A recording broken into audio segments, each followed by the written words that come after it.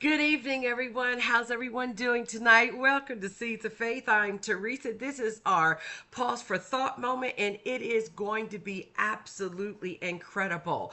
We are going to talk about the liberty of freedom that is found in Jesus as our Christ, Lord, and Savior. Now, we always talk about that here at Seeds of Faith, but I'm always excited when the Spirit of the Lord gives me a title and sends the word forth. So I'm excited about this study. Let's thank Him for it, and then we're going to get right into it. You want to have your Bibles and grab a notebook, I'm sure. Heavenly Father God, thank you for blessing us in tonight with this seed.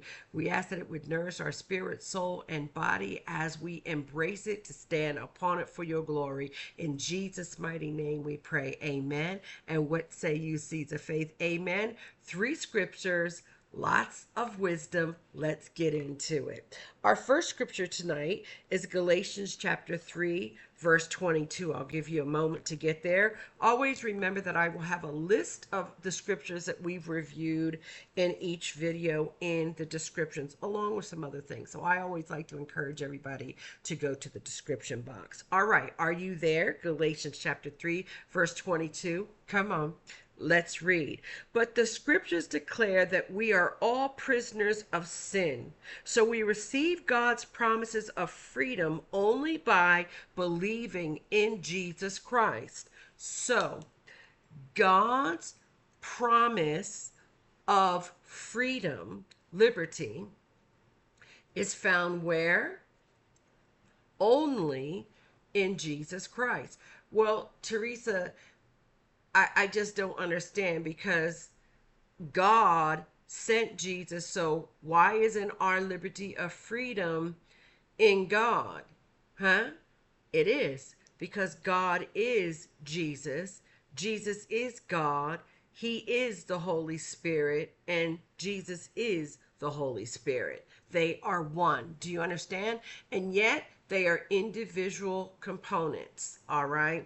So now, all we got to do is study the word to understand that. And we've done that many a time. So I want to encourage you to grab a cup of coffee or a pop, whatever you like to enjoy, and just sit with your Bible and read those scriptures. You're going to find them in the gospel, witnesses of them that you're going to find in the gospel are in the Old Testament, and vice versa. Okay?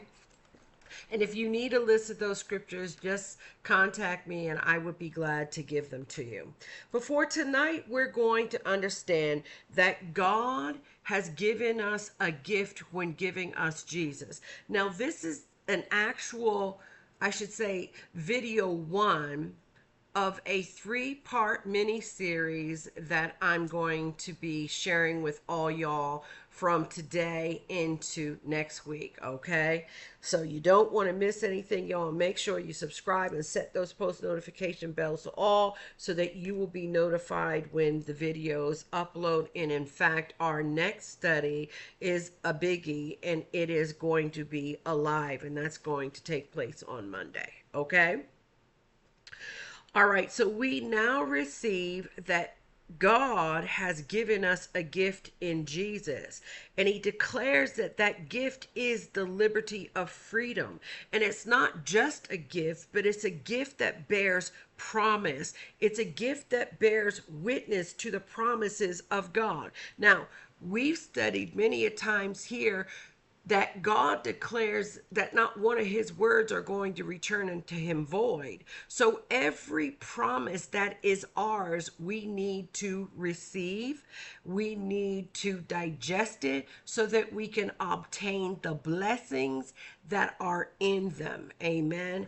And so this is one of the reasons why you hear many encouraging people to get in the Word and stay in the Word, because it is the food that our spirit man needs to nourish our entire being. Spirit, soul, and the components of your soul are your mind, emotion, and your will. And of course, as you know, everything that nourishes your soul is also going to nourish your body. Amen. Glory to God. So the scriptures declare, in other words, promise, take it to the heart. Okay. that we are all prisoners of sin until we receive the freedom that is found in Jesus. Now, watch, found through believing. Believing is an action word. So, believing and faith walk hand in hand, and they require a response. That response is going to keep you before Jesus. What is going to happen by staying before Jesus? Let's see. Next scripture, Ephesians chapter 2, verse 18. I'll give you a moment to get there.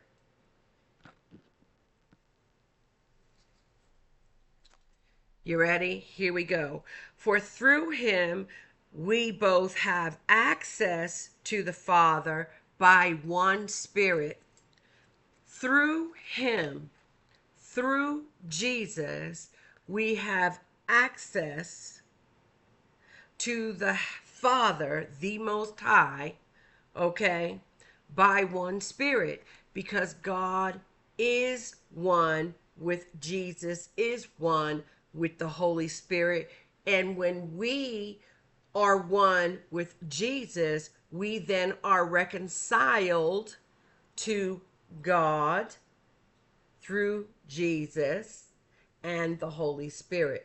Very important, okay? So, that is what transpires when you give your heart to Jesus. What is so magnificent about that is that Jesus commits to being with you 24 hours a day, 7 days a week, 365 days out of the year, as does the Holy Spirit, as is God, who will never leave nor forsake you. They are with you always and to the end of this age, whereby when you are reconciled to God the Father, the Son, and the Holy Spirit, all right, you will live through all eternity with God the Father, God the Son, and God the Holy Spirit. Am I saying that too often? No, I'm doing that on purpose. You'll come back Monday and you'll see why I continue to say it throughout this video that way. Okay? Access. We need access to the Father.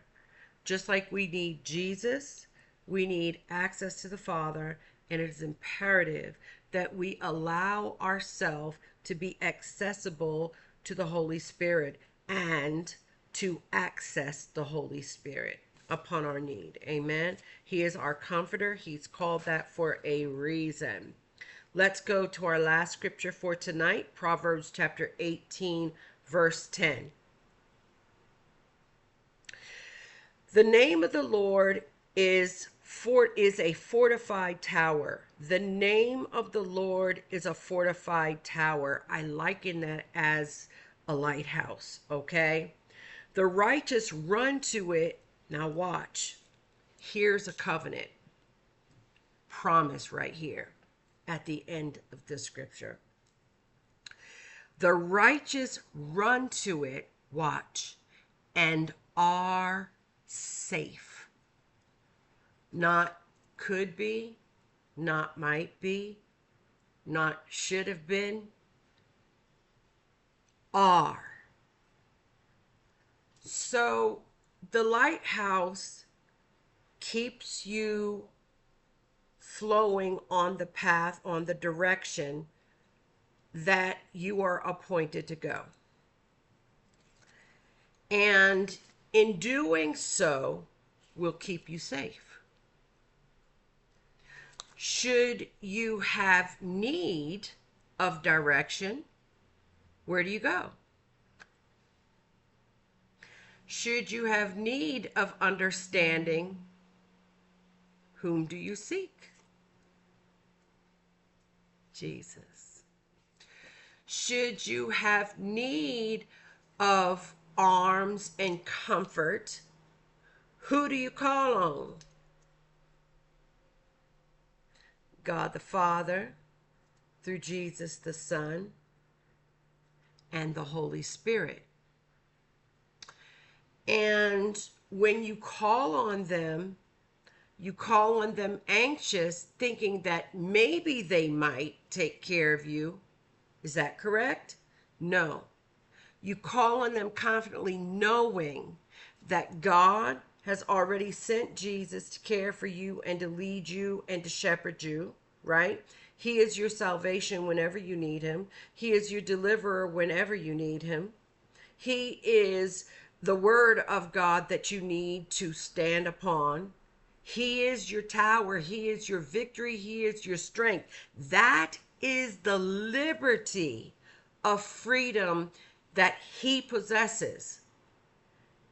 Now, when you are connected to Jesus, you know then that he is that strong tower, that he will be there for you whenever you need him. Therefore, you are always and forever flowing in the liberty of that freedom. When you understand this, you will then understand who the Son sets free is indeed free. And that will be you. And you will forever, every day, give Jesus the glory for the great thing that he has done. Because you see, he too had a divine call, is divine call upon his life when he was in the natural. And it was for you and for me. And he fulfilled it with grace, an impeccable amount of patience, love, and understanding. Watch, you know what that is? Mercy. All for the purpose of grace. For you and for me. Who said you're not going to get through the trials and the tribulations? Who said that? Because we've just read where Jesus said we will. We just read a covenant signature that declares Jesus is our safety. But watch, here is the fine line, and the only fine line, only if we believe. Do you believe tonight? Will you believe tomorrow? Will you believe no matter what circumstances you encounter in your life as you step into your grace relationship with Jesus Christ and you begin to walk through your flesh by his Spirit? Will you believe no matter what? That's the challenge. Are you up for it? Put it in the comments. I'm up for it. I hope you are too. In fact, guess what? I know you are. How do I know? Because I know when you sin, I know you know Jesus, and I know you've heard about him. And when you sin, you think, I need to go to Jesus, but there are times when something stops you. And that something that stops you is you feeling like you shouldn't be sinning because you failed. You haven't failed. And proof, you thought about Jesus. All you have to do is be encouraged to go to the next step. And that's keep walking, go to him. Place yourself in his care and let him care for you. Let him show you that you are safe. He'll remind you of God's plan. He'll let you know that everything is going to be all right. And he'll show you your next step. That's all. He's not going to condemn you. He's not going to resist you or reject you. He's not going to do any of that. In exchange, what he is going to do is give you the blessed assurance that is found in the liberty of freedom that he possesses. You ready for it? Go get it. He's waiting. All you have to do is call on his name and open your heart. If you don't know him, that's all you got to do. Repent. Why? Because it's a good thing. Because it's going to teach you from the very beginning how to let go. When you take something that you know has been offensive to him and you repent, that's all you're going to do is give it to him. And what's he going to give you? Freedom. Right? Salvation. And you're going to be free of that. And you don't ever have to pick it up again. That's a great exchange, isn't it? More on this topic Monday. So make sure that you subscribe. Don't forget to hit that post notification bell. And then you know what? If anything, if any part of this PFT blessed you, drop it in the comments. Share it with somebody you know needs a heart hug. And then know that we love you. And we'll be here for more tomorrow. And then tomorrow night is our social. And come back and join us then too. Remember always, all of it is about God's love for you.